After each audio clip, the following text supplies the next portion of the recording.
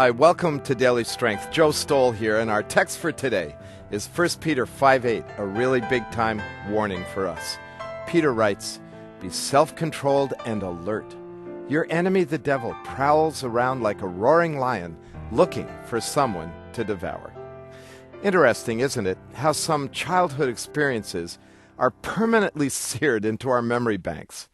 One of my unforgettable memories is of watching my boyhood friend Bobby getting hit by a car.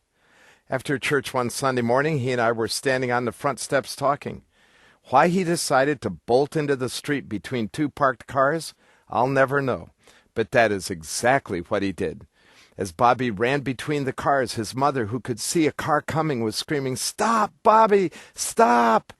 Well, whether he didn't hear her or didn't care, I'm not sure. He just kept running. What haunts me to this day is the memory of the sound of screeching brakes and the thud of his body against the car's fender. And I need to tell you that I'm tired of hearing the thud of fellow followers of Jesus getting hit by Satan's traffic. Like friends who thought that the most important thing in life was career advancement, only to hear the thud of the long-term damage to their kids and spouses. Or what of those who have sold out to the allure of an affair? Or the addictive seduction of Pornville, who are now left with the regrets of the collateral damage of their choices? It's easy to think that you can get ahead by putting other people down, or that intimidation and manipulation are handy tools for staying in control. But the thud of ruined relationships and reputations is a big price to pay for doing whatever is necessary to keep yourself on top. Lying to weasel out of a problem erodes the trust factor and compromises the strength of your character. Well, the list of thuddable choices is long, and the consequences are often irreversible. Granted, we are sometimes blindsided by our ignorance or instinctively wrong about our responses to life. But thankfully, God is never blindsided, and he's never wrong. From his vantage point, he has a clear view of Satan's destructive attempts to thud our lives. So like Bobby's mom, he warns us with clear and unmistakable shouts from God's Word.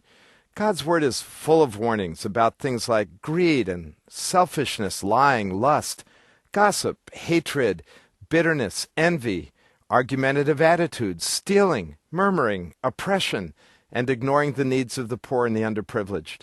So it's not that there is a lack of clarity in his voice. The problem is ours. Too often, like Bobby, we are either not listening or we just don't care. The warning shouts of Bobby's mother came from a heart of love and concern for Bobby's welfare and for Bobby's safety.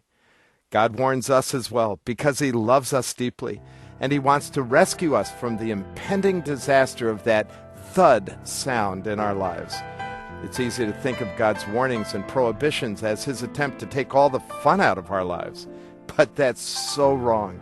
In fact, nothing would give Satan more joy than getting you to think like that, because the more you think like that, the easier it is for him to devour you. And that's a thud I never want to hear.